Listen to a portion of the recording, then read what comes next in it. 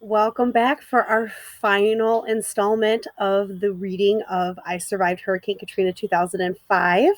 I have decided to change my surroundings and sit outside on my deck today because it is absolutely gorgeous outside.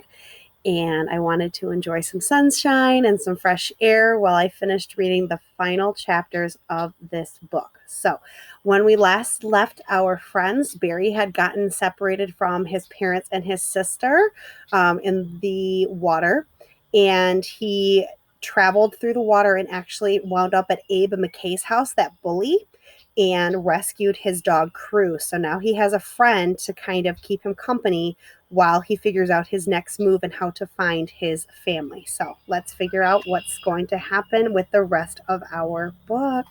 So excited. Chapter 13. Cruz was barking like crazy. Barry shook himself awake.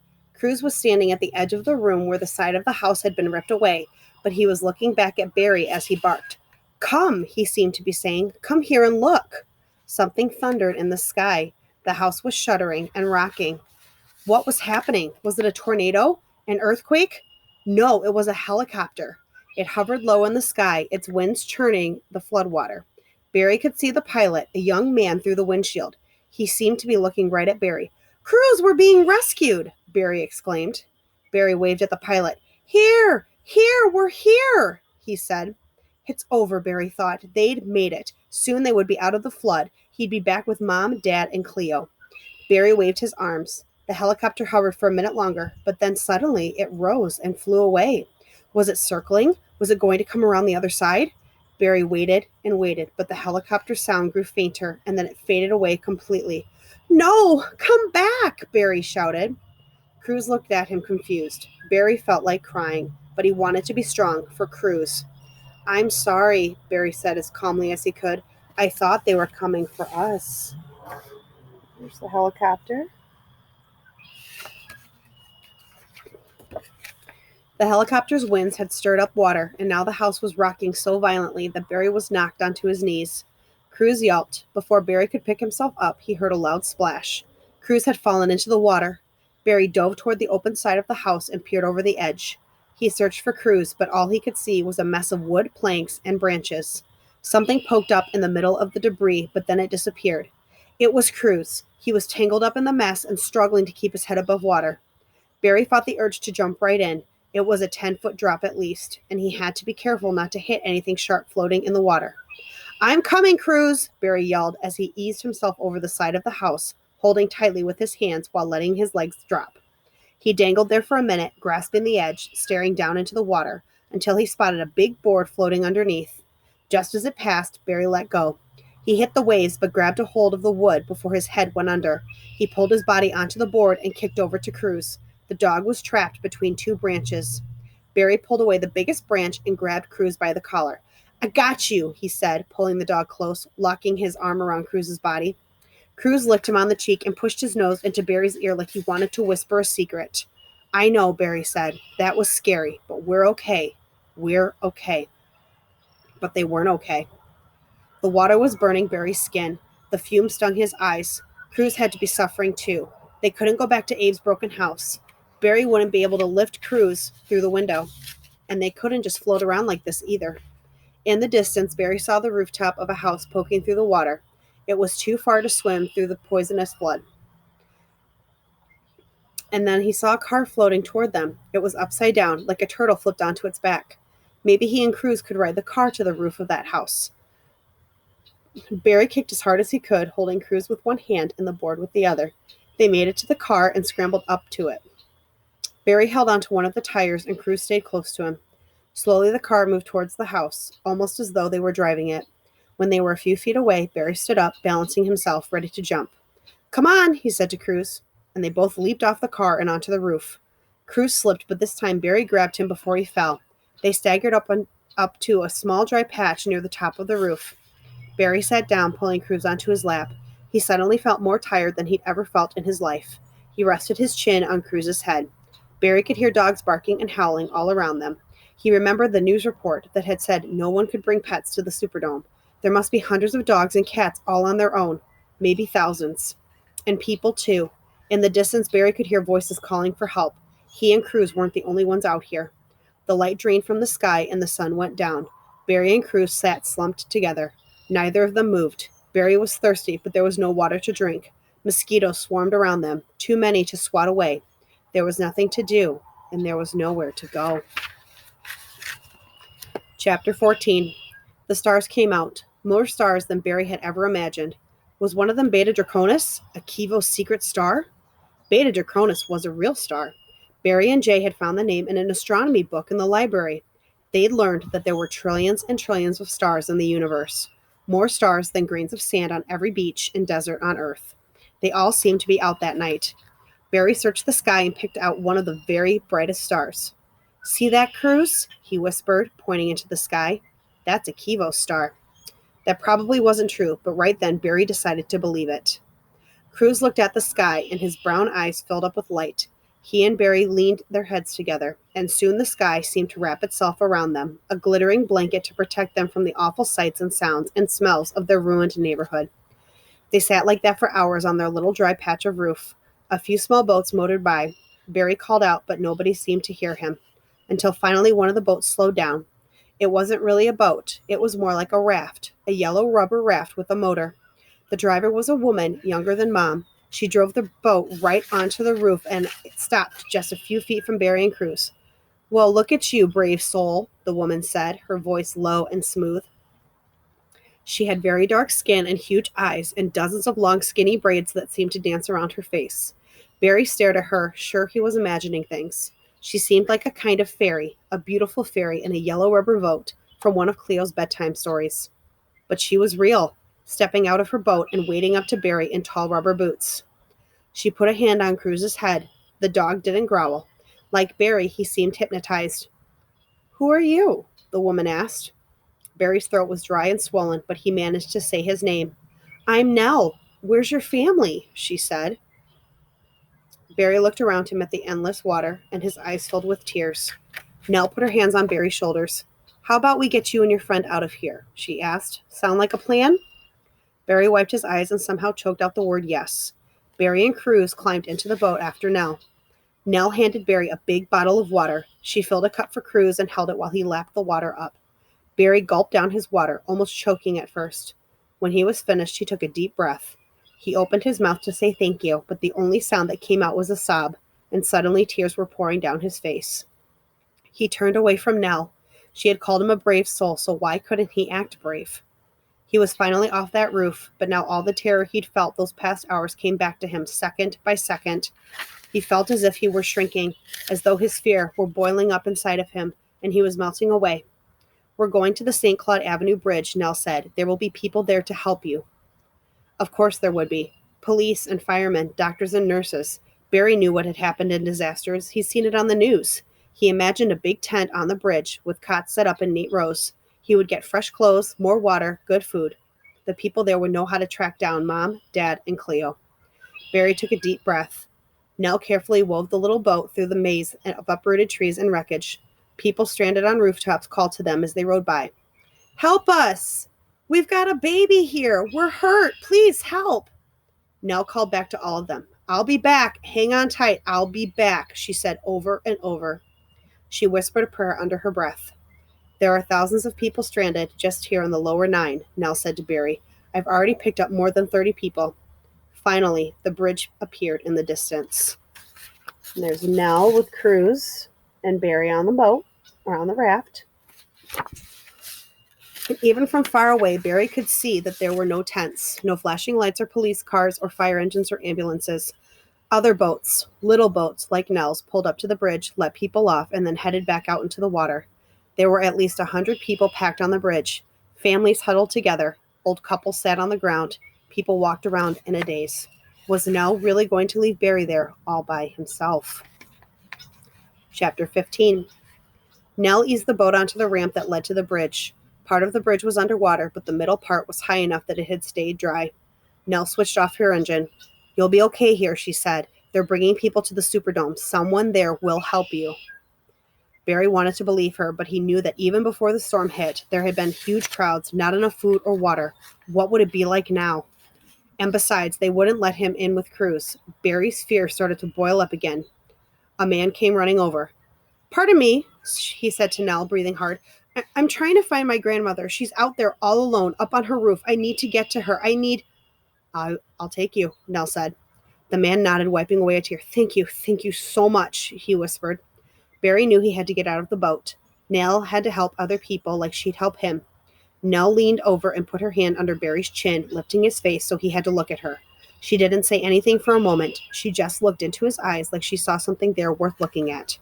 "You are strong," she said with no doubt in her voice. Barry didn't feel strong. His whole body shook as he got out of the boat. Cruz followed him. They stood on the ramp and watched as the man pushed the boat into deeper water and climbed in it beside Nell. Nell nodded at Barry, and he suddenly had the idea he'd never ever see her again. She powered up her engine and pulled away with the boat. As Barry watched Nell disappear, her words echoed through his mind. "You are strong. You are strong." And soon it wasn't Nell's voice he was hearing in his own mind. It was his voice. "I am strong. I am strong." Was he? He was scared. He was standing there crying, his legs quivering like skinny little twigs in the wind. But did that mean he wasn't strong? Barry thought about what had happened to him, how he'd been swept off the roof and carried away, how he'd grabbed a hold of that tree and climbed up, how he'd held tightly against the wind and the rain, how he'd saved Cruz, how they'd made their way through the wreckage to that tiny dry patch of roof. He had felt scared the entire time, but here he was standing on dry ground in one piece. He looked up and there was his bright star, Barry's star, and right then he knew no matter how scared he felt, he'd find his way, or someone would find him. An hour passed and Barry heard a familiar voice. "Barry! Barry!" And then other voices calling his name together like a song. Dad reached him first, then Mom and Cleo, wrapping their arms around Barry. And they stood there together for a long time, the four Tuckers and Cruz, a tiny island in a huge sea. Chapter 16, Saturday, September 29th, 2005, Riverside Park, New York City. Now let's see, our story began August 29th, 2005, so this is a month later after Hurricane Katrina. Barry sat on a bench in the shade. Mom and Dad were standing a few feet away, watching Cleo climb up the jungle gym. Cruz was snoozing at Barry's feet. Barry had a sketchbook open on his lap, and he was looking at his new drawing of a kibo. He'd finished it that morning, keeping his promise to Jay. It had been Jay's idea that they could still enter the contest. Jay had even called the acclaim offices from his grandma's house in Birmingham. "I told them the whole story," he said. "The man said we can still enter, and they want to meet you." Barry wasn't surprised to hear that. Even 4 weeks later, Katrina was the biggest story in the country. Every time Barry turned on the TV or got into a taxi with Mom and Dad, another voice was talking about the hurricane. This is the worst disaster to ever hit America. This is a national tragedy. A great American city has been destroyed. And everyone wanted to hear their story. The kids at Barry's new school, the man who made their sandwiches at the deli on the corner, strangers who overheard Mom talking at the bank, they all wanted to know about Katrina. They listened with wide eyes, and then they all said pretty much the same thing. They said the Tuckers were lucky. Barry knew this was true. Mom said it had been a miracle that they'd found Barry on that bridge. Some families had been separated for days and weeks. Some still hadn't found each other. And of course, there were people who had died, more than 1,000. They were still finding bodies in attics. Barry had nightmares about the storm. He didn't sleep much. Even the sound of Dad turning on the shower in the morning made Barry's heart jump. And yes, he knew he was lucky. Luckier than the tens of thousands of people who'd been stranded for days in the hot and terrifying Superdome, or the people who'd been stuck on bridges and highways and rooftops. And there's Barry sitting with Cruz on a bench in the park. The Tuckers hadn't gone to the Superdome. They had gone to Lightning's. They stayed with Dave for 2 days and then caught a bus to Houston. Dave boarded up the club and went to Baton Rouge.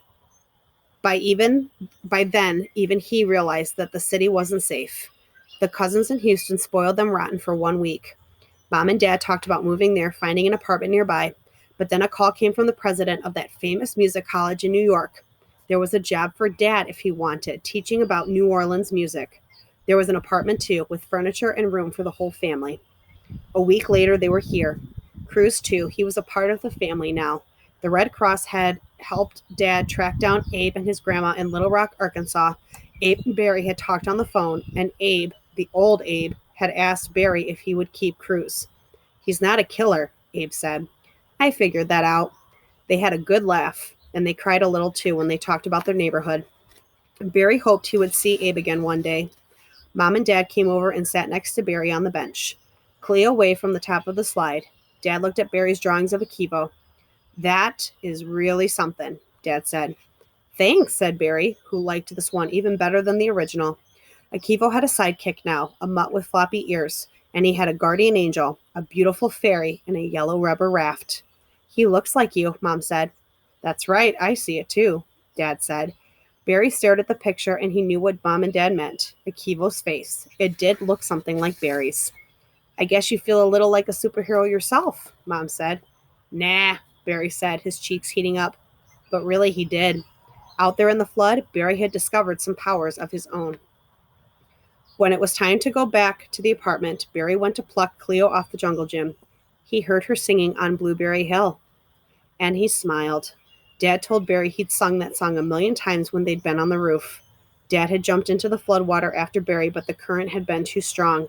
He fought his way back to Mom and Cleo. The three of them waited out in the storm.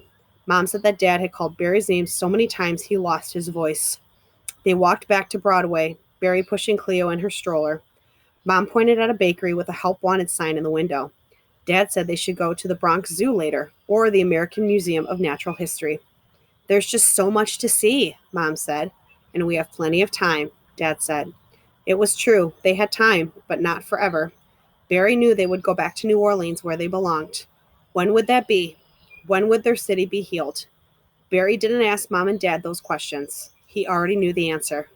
One day, one day. And that concludes our story.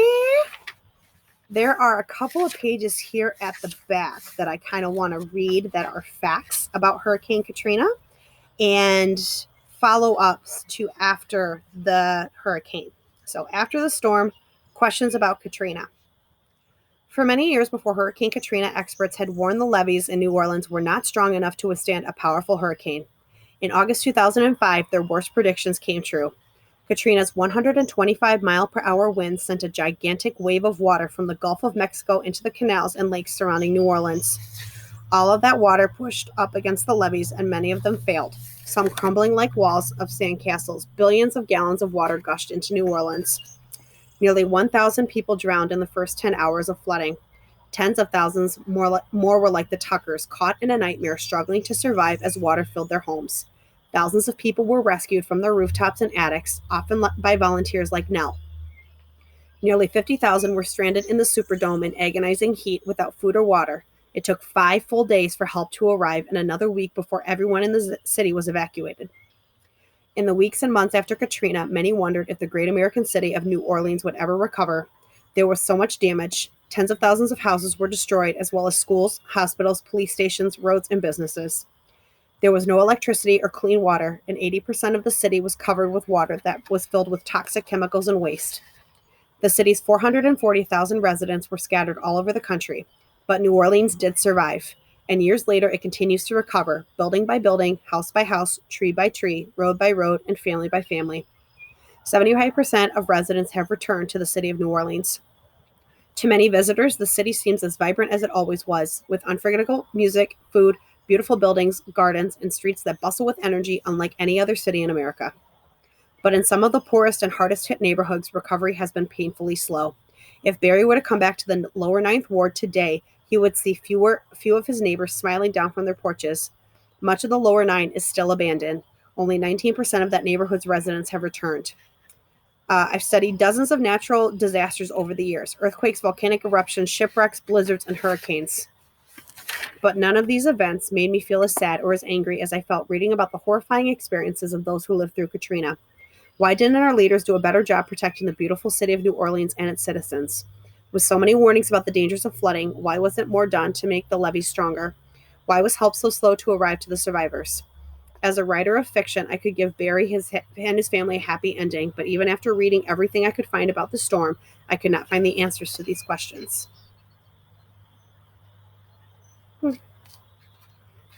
And that was written by the author.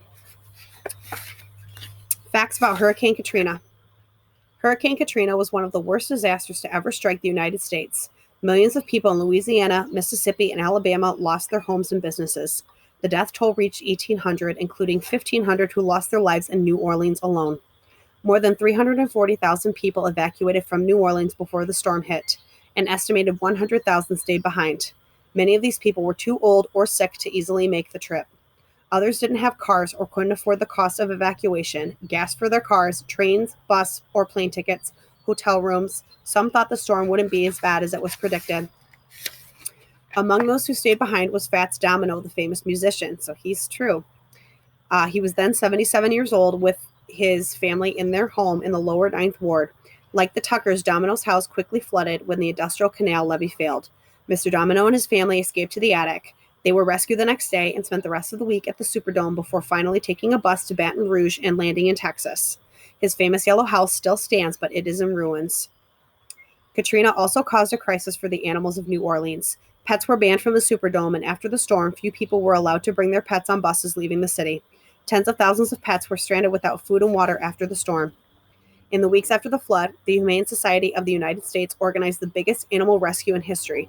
Hundreds of thousands from all over the country came to New Orleans. They broke into boarded-up houses, plucked dogs and cats from rooftops and trees, and even rescued pigs and goats.